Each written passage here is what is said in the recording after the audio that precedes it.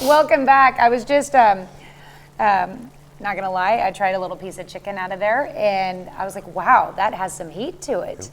And let's talk about again what you put in there to give it the heat. I have serrano peppers in here, garlic, pickled jalapenos, and then I have onions and peppers along with the chicken and our ghost tequila from our friends in town. Yeah, so the ghost tequila actually has been, like, they infuse ghost peppers into it. And wow, yeah, you can definitely, you can tell.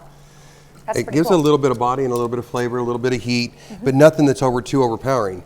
So what I'm going to do is I'm going to build up my tacos. Because we did 3 different salsas, I'm going to do 3 tacos. Make 3 chicken and then 3 pork? Or? Correct. And I'm going to lay these in here. Okay. And we're going to do 1 of each with very simple toppings. I'm only adding lettuce to the top. Okay. So that you can see, and the pico shines through on each one of them. Okay. So you're picking and choosing just the chicken, or are you going to go ahead and use the I'm going to use a little bit of onions and peppers, but I wanted to make sure I had plenty of chicken in the bottom. Okay. So don't want to lose those because those have a lot of flavor in themselves. Okay. I mean, and then we got the peppers, the jalapenos and the serranos. Yeah, they're going to add a little bit of body inside there to kind of give you a little bit more depth. I feel like we're wasting a lot of juice in the pan. Well, trust me, the good part of the juice is out. Yeah. Oh, so, trying that, just that little piece of chicken, it was very, very moist, very juicy. So I'm just going to lay my pork right down on the bottom of my taco. And again, this is pork that you roasted after it was marinated in like a citrus marinade. Correct. And we're going to keep this really simple, just a little bit of lettuce on top. Okay. Of each one. Do you want me to? Yeah, why don't you go ahead and salsify your favorites.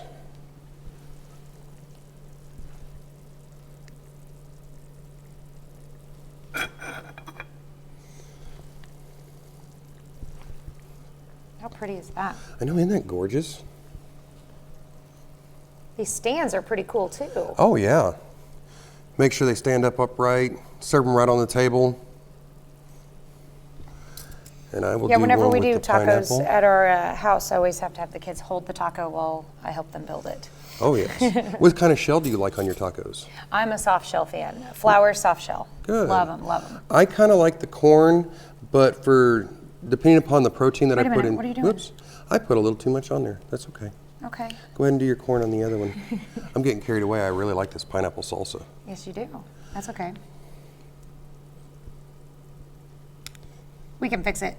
That's right. While Tanya tries, I'll make her another one.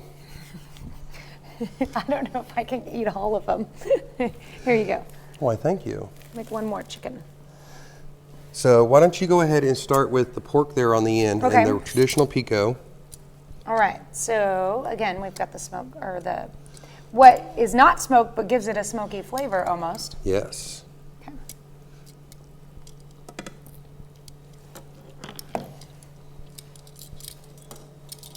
Thumbs up, that's Isn't good. that great? Oh, yummy. And then you have the roasted corn. Okay.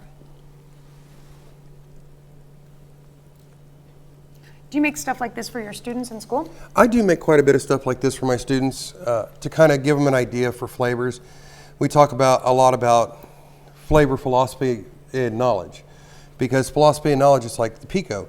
How do you know something's going to be right unless you try it? So trying the pineapple and the pears and the apples in a pico like that to experiment, to show them that you can change flavors but still get what you want out of it. Oh, so the purpose of the limes is to just to add a little acidity right at the very end. It, just drizzle it right on the top as you squeeze it. I didn't do that on the other ones, but that'll be good. Okay. All right. Let's go for this side. This is my favorite part, to sit and watch you try all this. Oh, that was so good. Isn't that great? Mm-hmm. So even contrasting, just changing the pico on top, you change everything about the taco itself. Mm-hmm. So, and if you're one of those guys who sits there and collects the Taco Bell packets at home, you can squirt that right on top too. And that's going to change the taco as well. And so, we barely put a dent in what you made here too. correct. And I used one chicken breast, and Simon Market has these really nice giant chicken breasts. I mean, this was a huge chicken breast, and I barely used any of it to do this. Okay, so here's the corn one with the chicken. Okay.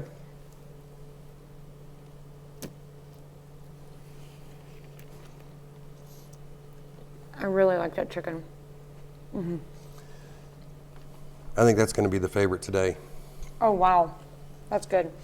That what you did there with the just the peppers and the tequila in there gave it a kick. Oh It my does. goodness, yeah. Okay, I'm gonna save that. Of the salsa, of the picos, the tomato one is my favorite. Even though I like the pineapple, I like them all, but that's my favorite, so I'm gonna save it for last. Since you made two, you should try one too. Oh, I'm going to have plenty come class today. Are you guys making this in class? We're going to go through some of the pork and talk about the flavors and the salsas a little bit more today because their final is tomorrow. And I have set up the most diabolical final for them. Because at the end of the year, I like to clean out all my refrigerators. So tomorrow, they start with an MRE, and they have to enhance the flavors of the MRE with something and make it different. Do you give them handicaps?